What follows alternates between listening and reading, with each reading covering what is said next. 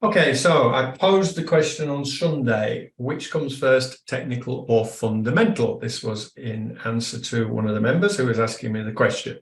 So what I'm going to do first off is I'm going to show you my thinking, what I do, how I do it, and how I have a separate approach for stocks and gold and Forex. So we'll go through Forex first. Bruce says he's read Barefoot. If you're an Australian, I recommend you read a book called The Barefoot Investor.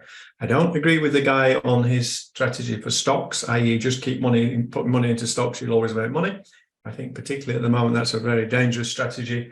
But Barefoot Investor, I read on the plane a while ago. It's very good for Australians. It goes through lots of things about getting organised. It's good for everybody in terms of getting organised about your finances, but particularly good for those in Australia to do with your super funds and things. So good, well done for reading that. Bruce, that was his first bit of homework this week. So back to this, technicals or fundamentals. With Forex, I start with technical analysis. And I showed you down here, this is a video, this is a picture of Paul Tudor Jones. Paul Tudor Jones is one of the richest men in America, and he is the CEO of, I can't remember, Tudor something or other it's called. It's a multi-$40 billion fund. And he believes that price moves first and fundamentals come second. Our own Pierre, who is not one of the richest men in America, South Africa, nor a billionaire film manager, also thinks that the technical gives the clue before the fundamental.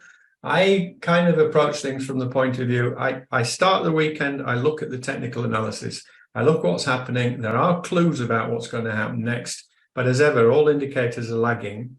I then go off and look at fundamentals to give some backing to my theory. And a good example of that this week was the AUD. I had an alert set on TradingView for AUD, and I don't have to do that now. Let me do this. And the alert was that iron ore had broken a major area. Why would iron ore be important for Australia, anybody?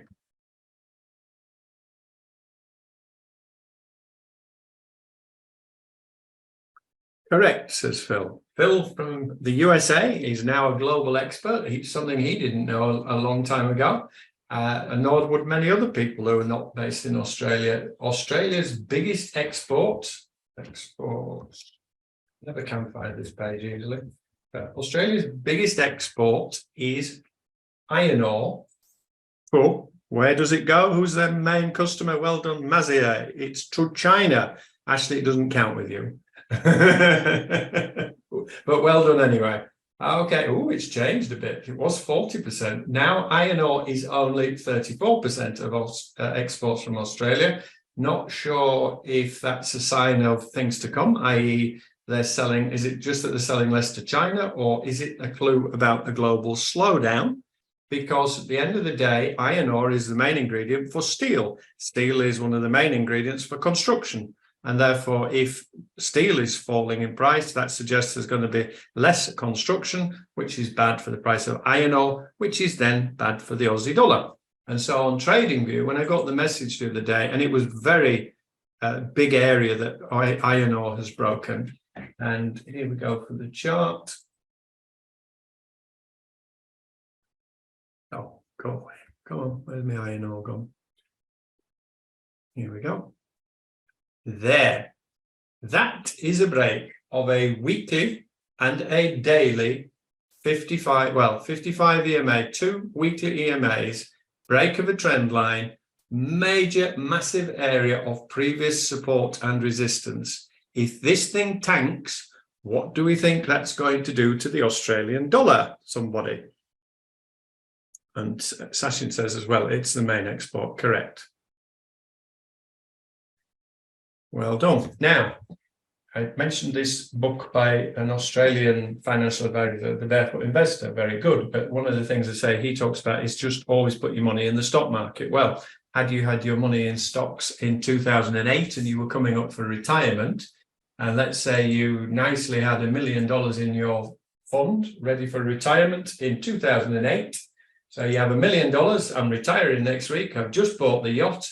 Woohoo, I've just told the boss to stick it where the sun sugar. My $1 million pension fund is now worth $500,000, and I am now going to have to keep working for the next 3 or 4 years. And before this got back to where it was, it took 5 years. So this is why I am not of a mind that you just keep buying stocks all the time, because everything is cyclical, and we'll come back to that in a minute. So back to technical analysis with Forex. I traded stocks in the 90s, and in the 90s it was just fundamental analysis. And I used to look at people with charts, and I mean, when I started trading stocks, you used to have to ring the broker. In fact, one of my relatives who was teaching me in the early 90s how to do it, we had to send it by post. So things have obviously moved on quickly, but it was all fundamentals. And I used to look at these charts that people would put up with fibs and lines on and think it was all a load of nonsense.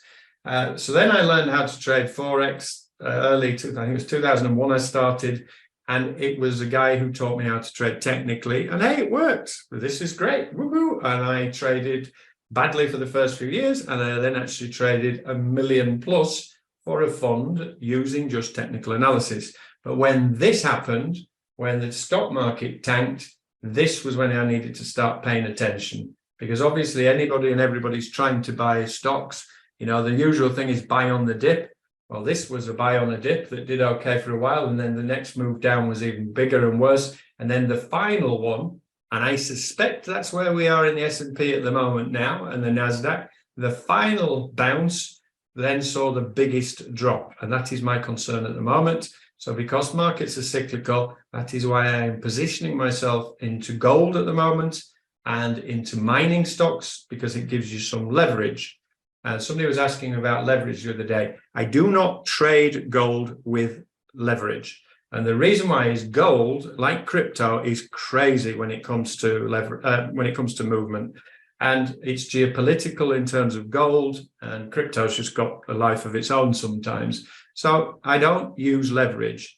But the miners, if you are a gold miner, the average cost of extraction, depending where you are around the world, but the rule of thumb is generally it's costing around $1,200 an ounce to get gold out of the ground.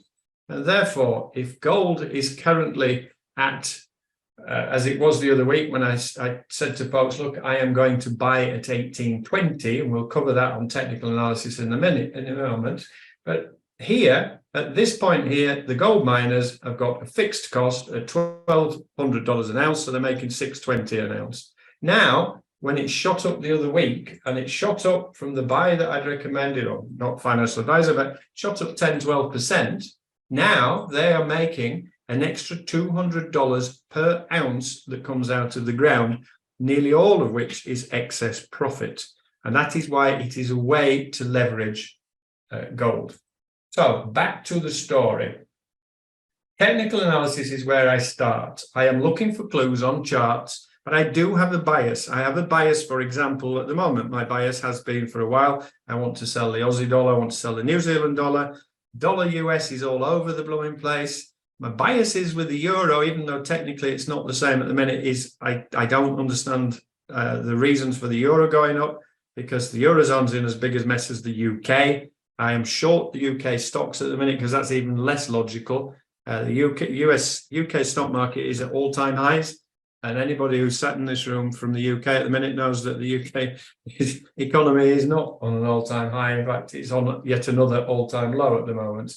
So I start with the technical. So I showed you a few weeks ago, this is the dollar index. And a few weeks ago, I pointed out that we were starting to see MACD divergence again on weekly charts.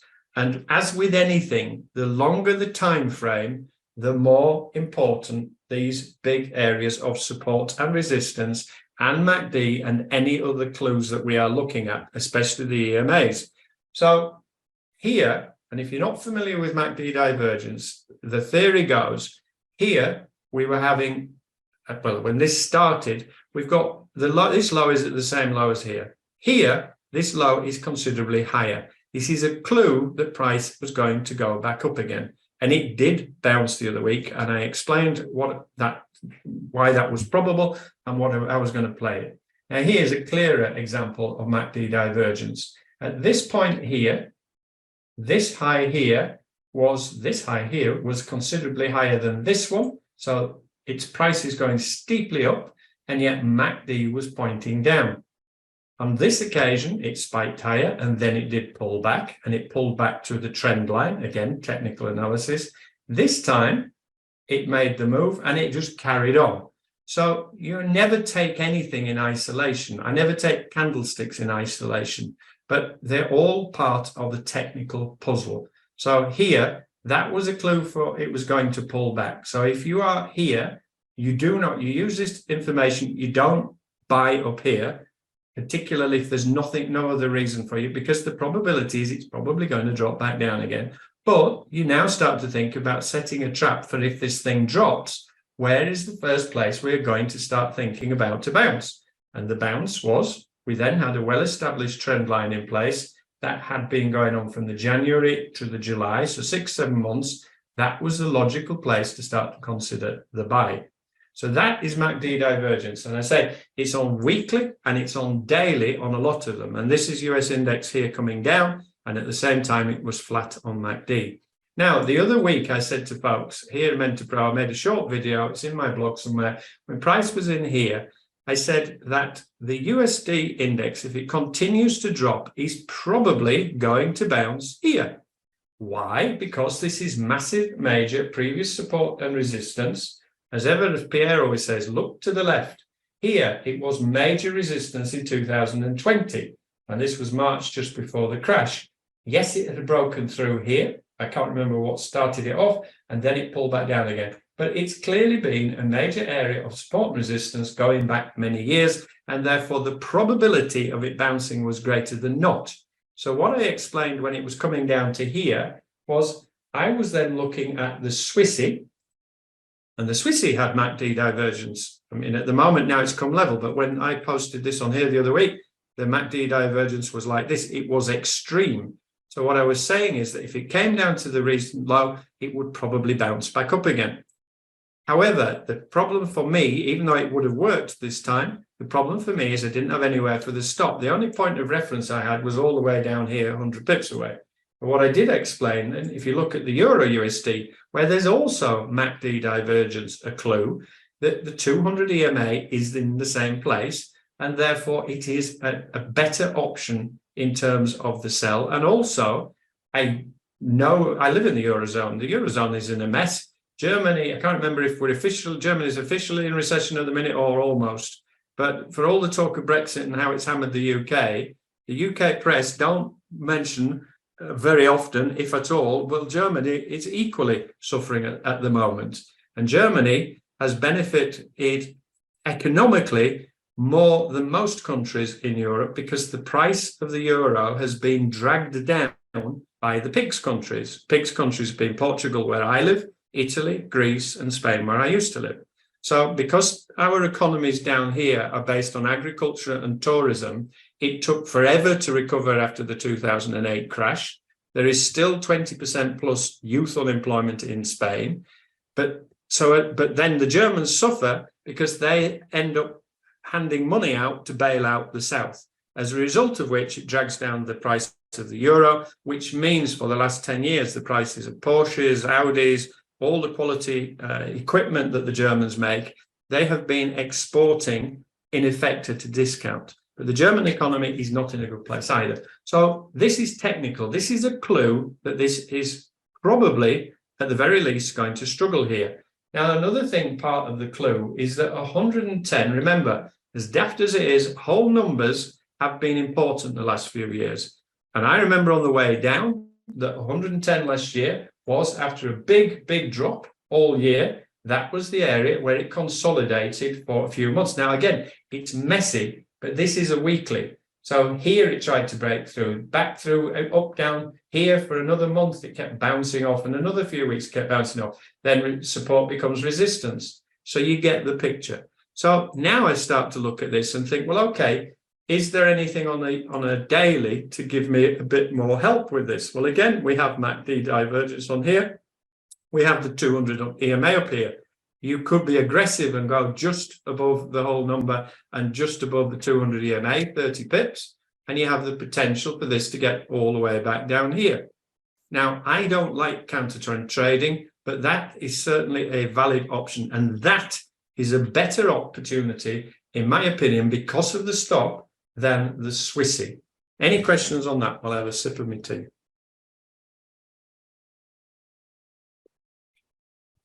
Oh, Mark, MH Mazier says copper is falling as well, which is also bad for the Aussie, which is correct. And then GS recommended to its clients to favour Goldman Sachs to favour gold miner stocks this week. Woohoo! I've been saying it for 9 months. Goldman Sachs are on board. They've probably already bought a shed load and now they're going to sell it to their clients. Okay, we had a question, remember, asking how long do we hold trades? Have a look at that in a bit. Currently in the Euro USD short for 30 pips, says Phil. Yes, says Matt. Okay. A question about how long do we hold on to trades for? I scale out of trades, so I can be in a trade for weeks, but what I do, if, for example, I had managed to catch this short on the USD Swissy back here, which I blooming well missed, then potentially you could be 560 pips in profit, which all the marketers on YouTube were going, if you sold here, you'd now be 560 pips up and you can order the Ferrari. In truth, on the way down, the spikes on this were horrendous. This candlestick was 270, big wicks, etc. So what I do is I take part profit off on the way down. If we get a major pullback, and this was another question we had from a member, if the price comes back to retest an area, do you take it again? It depends how strong the area is. For example, previously, the move before that I just missed, and it was my own damn fault because I told you guys the entry level I was looking at, which I think was 94.20, and I forgot to move it because I was too busy and I missed the blooming thing. And then some of you in the forum were cheering it on, and I missed it. Anyway, this was 78.6 fib, 200 EMA, 55 EMA crossing. We had previous major support and resistance going on the left. We were in a downtrend after a break of a significant area. This is a standard M2 breakout. You look for the breakout, you look for the pullback. If it comes back and retests a big area like this, and it hasn't broken the 78.6 fib, my opinion is that this is still in the downtrend, and therefore I will continue to look for shorts, and I would have taken it again there.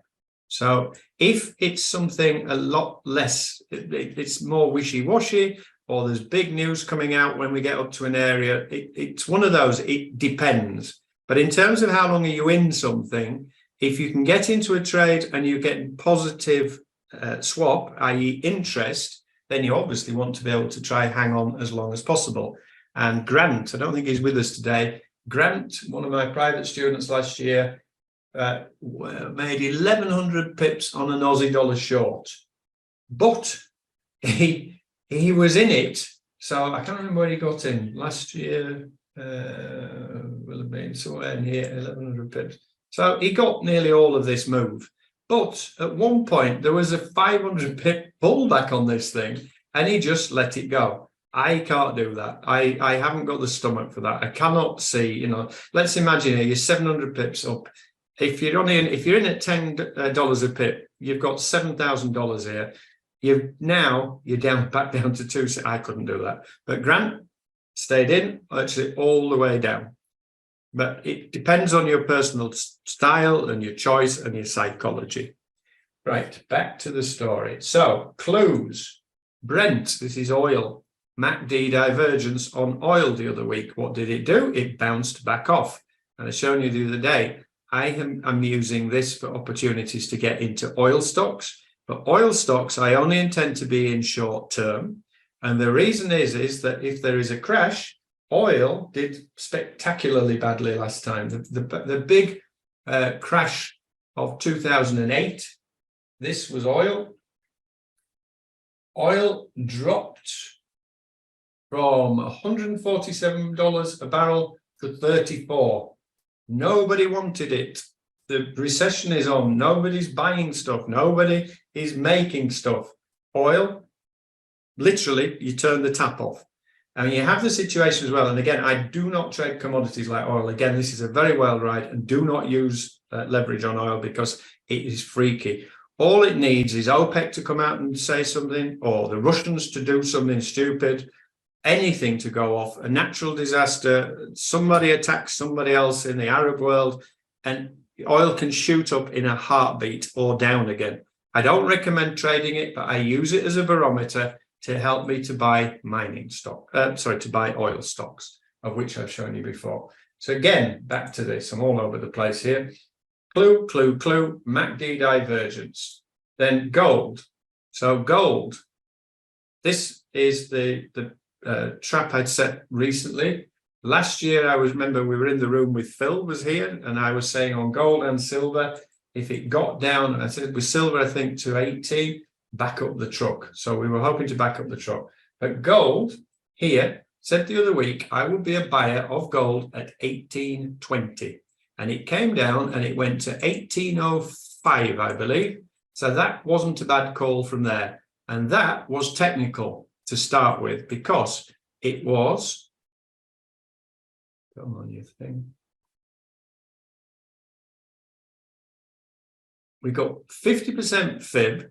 We've got previous major support and resistance going back years. Resistance, resistance, resistance, resistance, resistance. This is going from 2021 to end of 2022, and previously on numerous occasions, and it was major resistance on the way up. So that to me was a no-brainer. But because I believe that the stock market is due at least a major correction, I want to be in gold as well, because fundamentally it makes sense. Now, when it got up here the other week, what were the clues other than MACD that it was probably going to run out of steam? Somebody tell me, what else can you see on that screen that gives you a clue that gold might be topping out, at least pulling back, or possibly reversing? Yep. So triple top, says Farah, previous high, so Sashin and Ashley. Correct.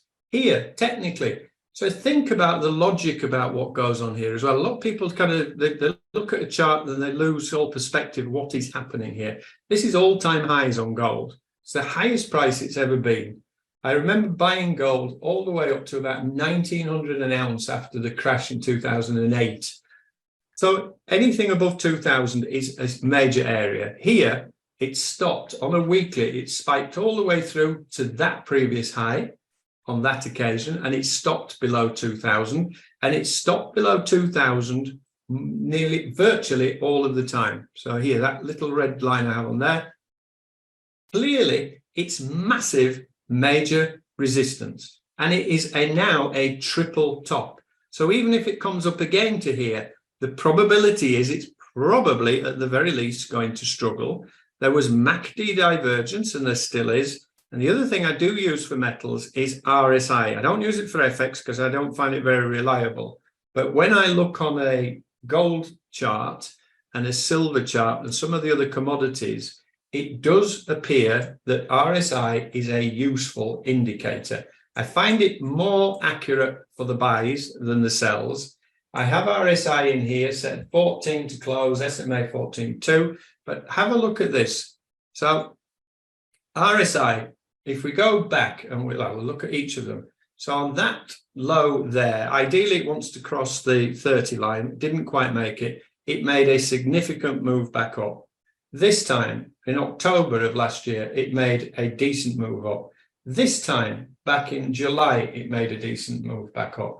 Here, back in August 21, you get the picture. And then when you look at the reversals and the pullbacks, it does work some of the time. Then this time it kept going. This time pulled back. This time pulled back. So you wouldn't trade it just on RSI, but if you have a triple top, you have MACD divergence, and then think about the logic of this. If you bought down here and you were trading this, you're not in this for the long term. You've bought it down here. Maybe you bought it with leverage and you bought at 1,800, and within a few weeks, you are up 10 or 11% profit, especially on this move here. How do you feel? What would your thinking be now? Let's say you bought down here, you bought all the way at 1,600. It's come up to 2,000. So with leverage, let's say you've now got 20 grand in this trade. what would you start thinking when you got up here? You're 20 grand up and it's coming up to a massive area, previous support and resistance. Technically, there are lots of clues it's going to at least pull back. What will you do?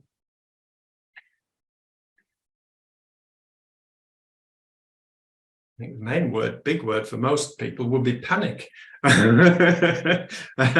You'd take some profit, says Shalali. Of course you'd think about taking profit. Phil says scale out, take some profit and then leave the balance to run, which is what Niraj says as well. The other option I showed you the other week, it's more advanced, I haven't got time to do it now, but what you can do and what I have done, and I did show you the other week, you can short gold miners, you can short gold, or you can short ETFs. So I showed you the other week when gold hit 2000, I took out a short on the ETFs.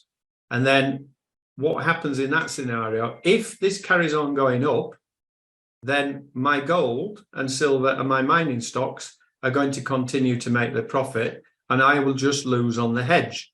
If it drops, I will make money on the hedge because I'm not selling this. I am in this for the midterm. If it drops, I will make a profit from the ETF. I will then sell the ETF and buy more physical gold. So you don't always have to sell, but you would certainly be thinking of doing something rather than just sitting there and what as a trader and watching it come back all the way to 1800. Okay. And again, remember, markets, it's all about fear. It's all fear all the way through. It's fear of missing out. So now it sets up on a run. It's like folks who dived into Bitcoin at 64,000. It was on a run. They always say when the taxi drivers and the news are talking about a topic about a stock or crypto or something, once the taxi drivers start talking about it, it's time to get out because the smart money has left the building.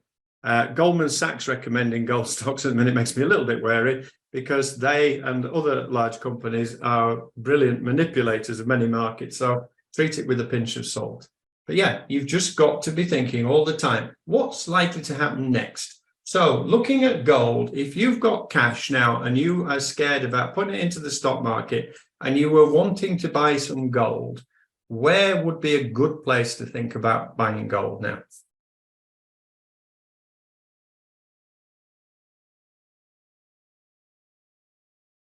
What draws your eye on that chart to say what would be a good place? Yes, so Bill says 1809, 1810, which is where we were before. I'm not sure it's going to get that far back again, but what I do, and sometimes it works against me, I buy in stages. So when it hit 1820 the other week, I spent, I think, 30% of my intended money on gold because I was hoping it was going to come lower down. It didn't, and it's gone without me. So now I want to buy some more. So I am going to start looking at 1900 because when you fib it, it's gone a little bit messy. And you look at the 200 coming up behind it. I have an alarm set. I need to move the alarm. I am interested at 19. I would definitely buy at 18 and anything lower, 18, 20, again, anything lower in here, I would sell the car. And same for silver. Now with silver, it worked for me last time because what I did with silver, I started buying at 22. I told you all this about this in advance. 22, 21.50, 21, 20.50 and 20. And I just caught the 20. It went to 1980 something. So that means I have cost averaged in somewhere around here. So that is the way I do it. But this is fundamentals and technicals because there are periods of time when gold goes absolutely nowhere. And so you have the big run up after COVID, as did all the stock markets, etc. as well. But if we go back to 2008 and we had the crash, then we had the recovery, gold went from 1,000 to almost 2,000. I say I was buying all the way up here. There was a major pullback at one point, which you can see in here, which will have got a lot of people out. That was 15%. I seem to remember it was bigger. Maybe I'm thinking of this. But then gold. So gold, if the stock market tanks, is usually the safest place to be. But then gold from 2011 to September 20th down here to 22 went absolutely nowhere. And then we've had a high and we've dropped again. So again, you don't want to be in it all the time. You just want to try to catch it at the right time, which thankfully we did with crypto. When I started the crypto site back in March 2000, well, I bought my first Bitcoin 2 weeks before the COVID crash. It went from 8 grand to 4 in a week. But when we started with the beta testers in April, May of 2020, we were buying in at 8. There was a technical breakout. Then there was another break of a major area. Then it was doing major moves up, pullback, major move up, pullback. So we caught a big chunk of this. Now I'm thinking gold, and my ultimate goal is to buy blue chip stocks that will pay me a dividend so I can retire to my yacht and put my feet up. Any questions?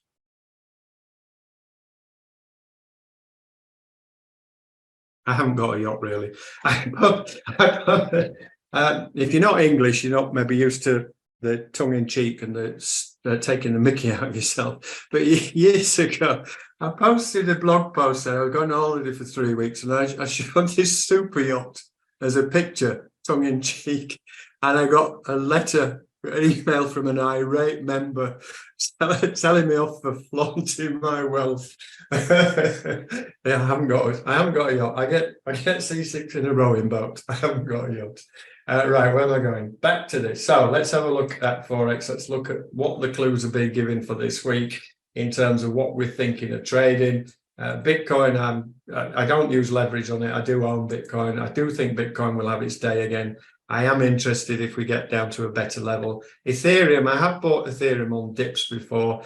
I would start getting interested on Ethereum at 1650, 1570, 15, anywhere in here. I would have a little dabble at Ethereum again. Ethereum, if for those who don't know, is something like 70% of other blockchains that are built on Ethereum, and therefore it's essential. USD Swissy. So Swissy at the minute is miles away from anything in terms of, for me, on a weekly or a daily to be able to trade this. However, I was looking with Shalani the other day, and actually we took the CAD. I don't know if we're still in this. So this is the CAD. The CAD, we had clues the other week about MACD divergence again. I think it was on a daily, was it? Oh, here we go. We had divergence clue, and that was, if you remember, where we were looking to buy last time.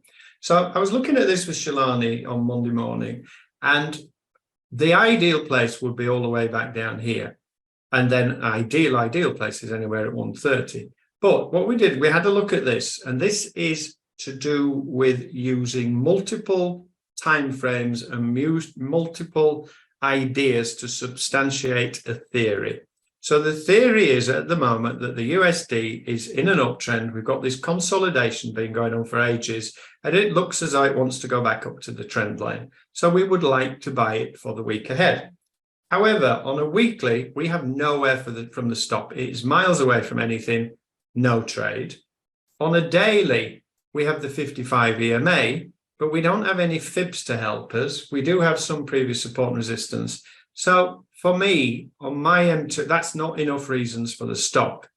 However, we then went down and had a look at Earth and Sky. Now, Earth and Sky, it doesn't fit the rules, but we used this chart layout for 2 things. Come away. I'm so used to TradingView now, I can't remember how to do this. Go away. Right, let me get it. So Earth and Sky is not working on here. But when we went down to the 4-hour, the issue, remember, the issue is the stop. All I have here is the 55 EMA on a daily. So even though fundamentally, technically and fundamentally, I want to long it, not enough reasons for the stop, can't take it. However, when we got in here, we've got the weekly pivot not that far below the entry. And so what we did is we had a look at this and said, right, we measured this and we initially put the stop 50 pips away below the weekly pivot, and thinking, well, even with our WR1, which I don't normally use, it's got the potential to make virtually 1 to 2 risk reward. And in here, you've got Pierre's EMAs in here bunched together and previous support and resistance. So we took the trade. And the trade now, we could start to manage the, so what I've done this morning, this was the original stop down here. And this is another thing. The goal of all traders is to reduce risk all the time. So we were at 50 pip stop. When I got up this morning and had a look, we'd seen that from yesterday, from when we got into this, it has consolidated here. So now what we've got is a 13 pip stop. So we've just reduced the risk from 50 to 13. So we're now in for a fraction of what we were risking in the first place. And that always is what I try to do. Don't rush it, because if you rush it, try moving stops too soon, you'll get taken out all the time. Now that we're in it, and now that we are up 40, 50 pips, if it starts getting up to here, then that would be the day's range. I would take off 60% of this trade at this point. I would then leave the balance to run, because on the daily, there's a shed load of room up here and nothing in the way. So hopefully I've answered quite a lot of questions in a roundabout way on numerous subjects here about how long are we staying in, what about a retest, etc., etc. Any questions, anything I haven't covered so far whilst we move on? And the uptrend as well. Yes, well done, Liz. Okay, so pound, euro we've had a look at. Pound, I just don't, it's like I said on Sunday, it's as though it's stuck on a piece of elastic. It goes up, comes back, it goes up, comes back. It's stuck here. The UK economy is in a mess and it's not getting any better anytime soon. It doesn't make any sense at all. Aussie dollar, we only wanted to short. We were in it the other week. The iron ore and the copper prices, keep your eye on them. If suddenly they rebound, then that's more likely that the Aussie dollar is going to go back up again. Ishak, I don't know if Ishak's in the room with us this morning, another one of my private guys from Singapore. He sent over a video this morning and he was looking, I think it was the Aussie dollar. My issue with the Aussie dollar at the minute is that this trend line here, this is a weekly, daily trend line down here. So I wouldn't touch it here. But if it came back up again, I would be interested to take it. Actually, I think he might have been talking the Aussie CAD. But what he's done, he's gone down to a 4-hour again. And what I would recommend you do at the minute is if you can't find trades on the weekly and the daily, then go down to 4-hour. This is the NZD. Ideally, I would prefer to pull back up here. But if I was looking at this on the 4-hour, I have 61.8 fib, 6200 whole number. This is one of those as a B grade to me. I would like this to come up here and then slow down and consolidate. So have a candlestick pattern, Murphy's Law, I won't find one now, after a break where you see them coming up, they start to bubble along here, maybe even on a 1-hour, then think about the short. But you have got the 55 EMA, we are in a downtrend, 61.8 fib, whole number. So you could place your stop here, must go above the whole number. Well, let's go above the 78.6 fib. 20 pip stop for a potential 60 pip gain, 1 to 3 risk reward ratio. Final bit of the puzzle is what Aussie news, if any, is due out that could screw with it. So this is, again, yes, we're using technical, but we always have to keep our eye on the news. Now, some of you struggle to understand the news, and red flag news, as I've explained before, is one of 3 things. There are 3 major factors that influence the price of a currency pair. Somebody tell me what the 3 are.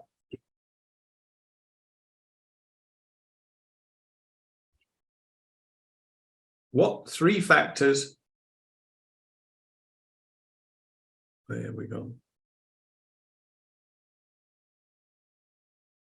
Inflation, interest rates, and GDP, says Shalani, as does Session as well. Yep, and Ashley's warning that consumer confidence at the US comes out at 3 o'clock today, which could affect that CAD trade. So all news that comes out, red flag, I think I'm right in saying, is either to do with GDP growth, inflation, or interest rates. Now, what's weird at the moment with Forex Factory, normally the central governments are trying to get inflation up to 2%.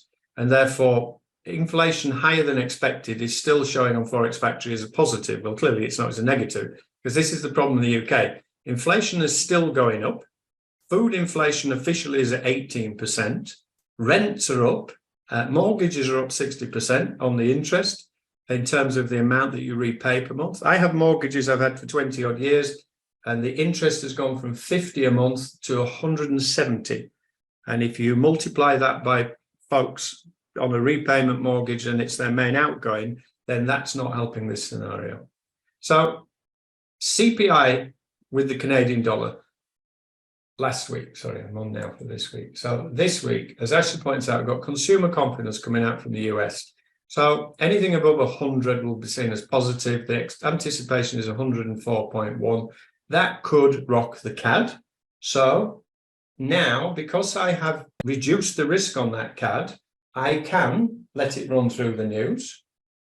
Or if it shoots up before the news and keeps going up, I could consider to take some profit. Well, A, move the stock all the way, and B, take some profit off. Okay, so that's about managing trades, managing and reducing risk. Talked about leverage, talked about the Canadian dollar going down to 4 hour and lower.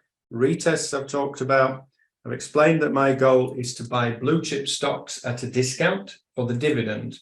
And that part, before we go over to Ashley for Earth and Sky, is, where have we gone? So this is the S&P. The S&P, when it peaked in January of 22, was calculated, when you take the PE ratio, which is a rough guide to the value of everything, was calculated to be around 25 plus. The fair value is reckoned to be 12 to 15.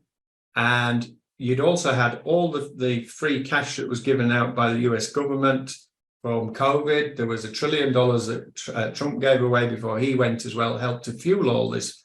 But you now have a situation, for me, where this is way overvalued. And at the moment, had you bought stocks up here, blue chips, S&P was only paying on average around 4.5% dividend. So if you've retired and you've got the good fortune to have $1 million, it's only paying you 40,000 a year. If you've only got 100,000 pension, it's paying you 4. Whereas if you could buy down here at fair value, then you could, when the price gets back up again in time, be receiving a 10% or 9% dividend. So that is what I am doing. I don't buy into this theory. I showed you how the final rebound in 2008 was followed by the biggest drop. I would start to be a buyer down here, and I also have the COVID low on everything. And the COVID low, spookily, is around half price. PE ratio 25, PE ratio 12. Because if the messy stuff hits the fan and everybody starts to panic and the automated systems kick in, this could drop like a stone. However, I could be completely wrong. We could be on for another major move up. I will not buy into it. My bias fundamentally is I want to sell. And to give you an example, this is Coca-Cola. Warren Buffett, the greatest investor of all time, was a buyer of Coca-Cola. I believe it was about $5 a share. The Berkshire Hathaway this year received a dividend of $770 million from Coca-Cola, which represents a 50% dividend vis-a-vis what he paid for them 30 years ago. So again, the final part of the puzzle when you're looking at fundamentals, particularly for stocks, is you're obviously trying to think of companies that will still do well, not as badly in a recession, and still do well when the recovery comes around. So that's all part of my cunning plan. Niraj says, in the USD CAD you explained, you wouldn't have taken a long if the weekly pivot was not there, as there were not enough reasons to go long. Yes. In other words, just daily spot and resistance and EMA is not enough for a trade with this level. Yes. Yeah. Under normal circumstances, Niraj, I wouldn't take it on my M2 because I don't have enough reasons. It's because it was so far away from everything else, we were having to dig around to try to find a reason to support. Pivots do work. But I used to use pivots. But the problem is if you use pivots and EMAs, you never take a trade because there's always something in the way. So for me, I don't normally use them, but they do work and you will see the price will bounce off. So we scrambled around to find it and it did work on this occasion. Other things I have on here quickly, there was a couple of trades. I don't know if they've fired yet.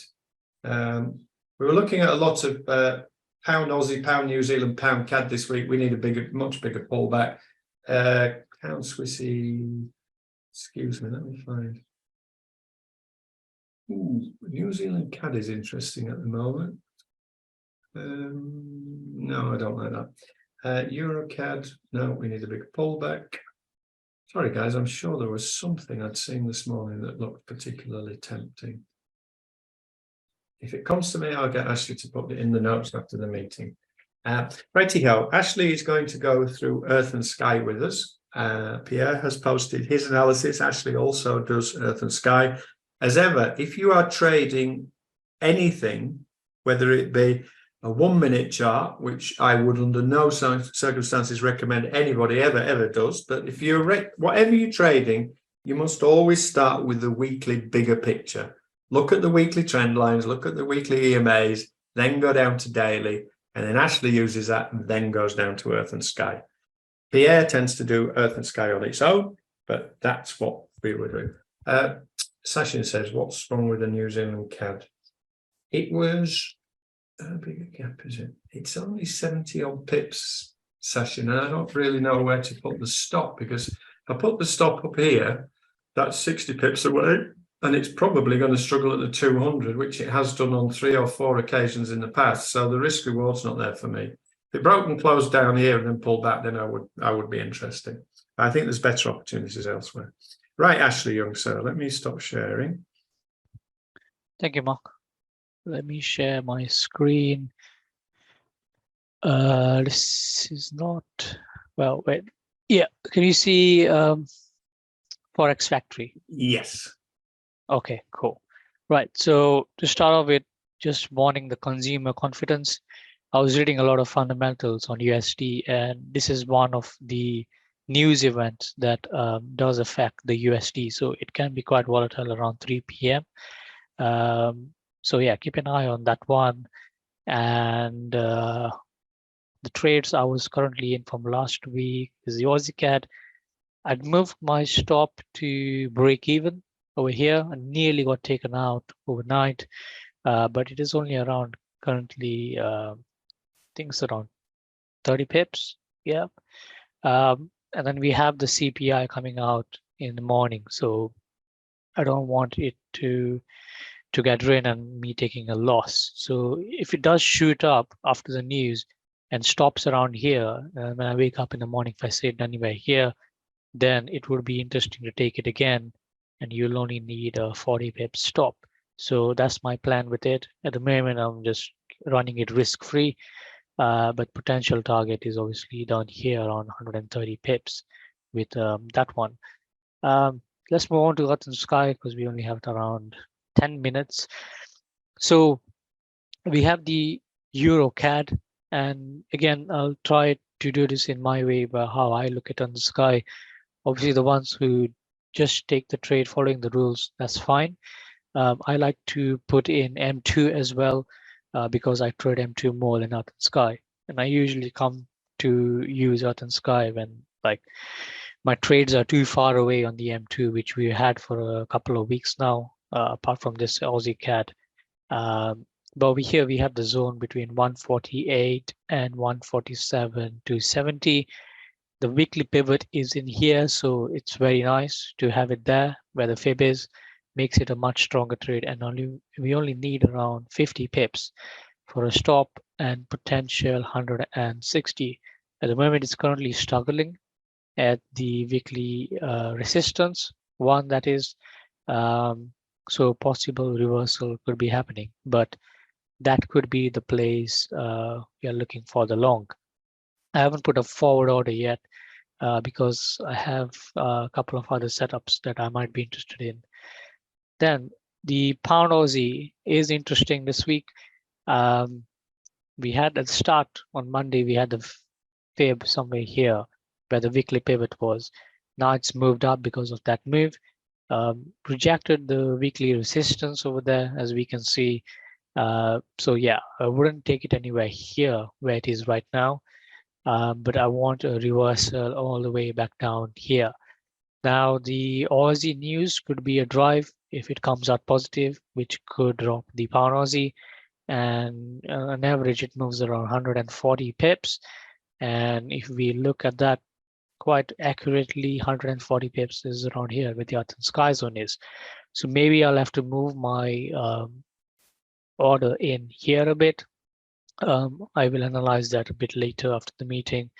But if we put it down here, that's still a very good stop, around 50 pips, and you're looking around 100 over there. and 170 back up. So it's in a strong uptrend. So yeah, does fit my rules. I would like to take this one. Quite interesting. So I might move the order down there because the 55 and I think this is the 34 have moved up as well, along with the 50% there. My stop will be below the weekly pivot. Then pound yen is actually quite interesting where it is right now. This one here, the weekly pivot is there, 50% fib. Also, there's a trend line going in there on the 4-hour. And then you have this 55 on the 4-hour there. So quite a lot going on down here. And I would probably take this. I'm waiting for it to come into the zone just because I don't want to put a forward order, and this thing is quite volatile, this pair. So I don't want it to just spike out or like try to break below. I will look for a better entry. And if it starts consolidating anywhere around here on the shorter time frames, I will definitely take it around 50 pip stop, and then looking 130 possibly down here. If you look at it on the M2, there's not much going on there on the M2, but the reason why you would get out at around 130 pips is because it is also the previous highs over there, as you can see. So yeah, it looks good for a short-term trade. So definitely interesting. Now the New Zealand yen is quite the opposite, really. You're looking for a short. This one I'm not that interested in because it's just been very, very choppy. If you look back, it's been more for consolidation down here, and it's gone up. There's no real direction. Now we've got the move down, and then you were looking to take the trade here. Had you taken it, you would have probably made a bit, but it's only gone around 50 pips. The roadblock here is a weekly pivot, so it's struggling down here at the moment. But if you are following the strategy, then you would be taking the short here, 35 pips, and possibly 120. Now, what's concerning is this is showing short, and you're looking at the other yen pair, it's showing long. So I would go with the direction. I would prefer the long on the yens at the moment because you have the USD yen also in an uptrend. And I had a forward order here, missed it last week by I think it was 15 pips or 17 pips, and then that went up around 100 pips or something. But I would like to go with the trend, and USD yen is showing currently bullish. So it might struggle at the 200, which also gives me more confidence that I could take the yen as well, which it could go in that direction. I'll wait for the confidence news that's coming out at 3, and I'll have a look what to do with this pair at the moment. So that's New Zealand yen, and the last one is New Zealand USD. So this one we have a short, and we're looking to short anywhere here around 30 pip stop for a potential 50 pips. So it's not really a nice trade.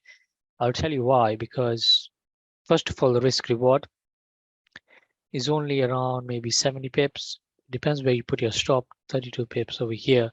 But then if you go on the M2, what's more alarming is that's the place you want to take the short, and then you are just taking the trade right into the face of support, which is this is a monthly support that I've marked up, and you can see it's a major level going back in the past. You can see that it's reacted to that place quite a lot, bounced off it, going back to even 2008. So I wouldn't take that pair as a short unless it broke down below and then it give me the earth and sky trade. Then it will be interesting, because then you could be putting a stop above the this monthly support and resistance zone. So yeah, I wouldn't take that short there. It's not quite interesting to me. But that's what I do. Like I try to filter the trades out and see which is the best one. So for me at the moment, probably these 3 look quite good: the pound yen, pound Aussie, and the euro CAD. So yeah, that's all I have for Earth and Sky. And all the way to you, Mark. If you have any questions, let us know in the chat box. Hi, Maz. You have a question? All over to Mark. We can't hear you. You're saying something? Sorry. Right. Can you see my dollar yen chart? Yes. Yeah. Okay. Quickly do this then. Udo mentioned that the dollar yen does look interesting. Yes, it does. I mean, this is a weekly head and shoulders pattern. And I showed this a few weeks back. If this is the neckline, this suggests this could be a 2,000 pip move on the dollar yen, which would take us down here. So around about what is currently the monthly 200. There is a new governor of the Bank of Japan. It's interesting what he's going to do because they don't want the yens to be as weak as they are. So the expectation I had for the year was this thing's going to drop. At the moment, it's uncertain. But on a daily, I have it as a trend line break of a 200 EMA. And so as Ashley's just shown you on a 4-hour, it's more interesting to long at the moment. And I know some of you have shorted some of the other yen pairs. It might be it's just going to bounce around in this range. I mean, the 200 EMA is very flat, which is never a good sign, but it is a significant break. So at the moment, for me, the bias is long. If it sets off, there's a lot of fresh air up here, so it could be a big move, and then we get the drop later on. Righty-ho, Clive says thank you very much, Ashley and Mark. Thank you all for attending. We will put the replay in later this afternoon, and it'll be in the blog, and I will send you the invite, Phil. So I'll see you in half an hour when I've had a break, and we'll see you all same time, same place next week. Any questions, anything you need to doing, put a ticket in via the help desk or ask in the forum for a shorter term, quicker reply. Righty ho, see you next time. Thank you. Bye-bye.